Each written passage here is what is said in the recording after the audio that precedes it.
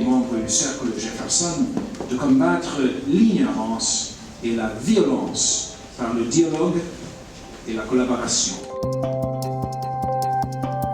l'Ivy Programme est un programme dit de diplomatie citoyenne. C'est un programme conçu par le département d'État américain à la base pour faire connaître les États-Unis. C'est-à-dire que le meilleur moyen de connaître un pays, c'est quand même de s'y rendre. Et une fois que l'on y s'est rendu, eh bien, on a forcément un regard différent, avec une analyse critique, mais fondée sur une expérience objective.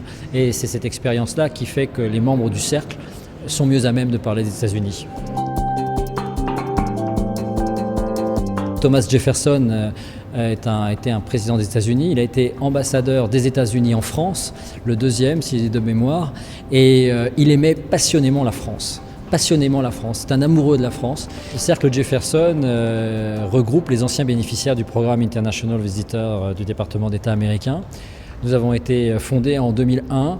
Principalement pour témoigner de notre amitié envers le peuple américain après les attentats du 11 septembre, qui nous reçoit pendant notre programme des visiteurs internationaux.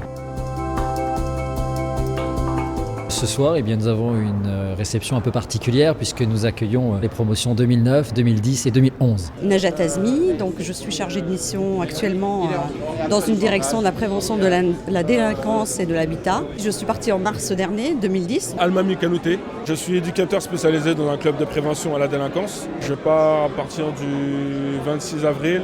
Sandrine Bellier et je suis députée européenne. Je pars en avril prochain. Je suis Jean-François Rousse de la future promo 2011. Moi j'évolue dans un univers de l'agro-industrie allant de tout ce qui est thématique alimentaire jusqu'à l'énergie sur base biodiesel. C'est l'ambassade qui choisit et elle seule qui choisit les futurs participants sur des thématiques qui sont souvent évoquées et qui sont actuelles. Tout l'enjeu, c'est d'être capable d'identifier les futurs responsables, leaders, chefs de file sur de tels sujets. Je couvrais déjà l'Irak à l'époque, la guerre en Irak, et donc je voulais en savoir plus sur la manière dont fonctionnait la préparation de la guerre en Irak. Donc j'ai beaucoup bossé sur les aspects militaires et politiques de la guerre en Irak. Je suis parti sur la thématique de la société de l'information à l'époque où on débutait l'Internet en Europe. La santé environnement, la santé climatique dont je suis expert et les OGM dont j'étais en charge au cabinet du ministre. J'en profiterai pour rencontrer les acteurs économiques, les acteurs associatifs et les acteurs politiques. Et la gestion, je dirais en quelque sorte, entre guillemets, leur gestion communautaire. Il faut croire que l'ambassade des États-Unis à Paris a particulièrement du nez puisque en 50 ans, elle a sélectionné 2 présidents de la République, 3 futurs premiers ministres et autant de chefs de gouvernement ou de membres de cabinets ministériels ou de ministres dans chaque équipe.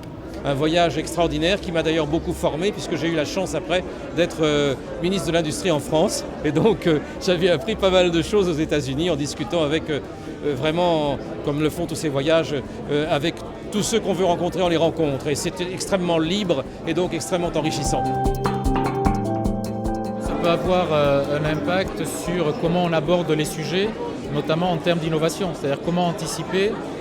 Les États-Unis, comme sur beaucoup d'autres choses, sont en avance par rapport à ce qu'on peut faire en Europe. Donc voir comment certaines de ces technologies sont déjà mises en place au niveau concret du quotidien des citoyens, c'est de voir après comment on peut anticiper sur certaines thématiques, sur certains problèmes, sur certains verrous qu'on pourrait voir dans la mise en place de certaines choses ici en Europe. J'ai trouvé que c'était une formidable expérience en termes culturels. Et me permettait effectivement de comprendre d'une manière beaucoup plus profonde une mentalité différente, une manière de penser, une manière d'agir différente qui m'a essentiellement servi dans le cadre de mes relations professionnelles, d'une part avec bien sûr les Américains, mais également dans la manière de procéder au niveau des négociations internationales. C'est un peu le système associatif, on est unis par une expérience commune et on a focalisé sur un pays que tout le monde a vu, donc je pense que ça permet le partage. Il faut toujours progresser. Donc l'idée, c'est de transformer à terme le cercle en une fondation, c'est-à-dire qu'un jour on soit reconnu comme le lieu de l'expertise et de l'échange franco-américain.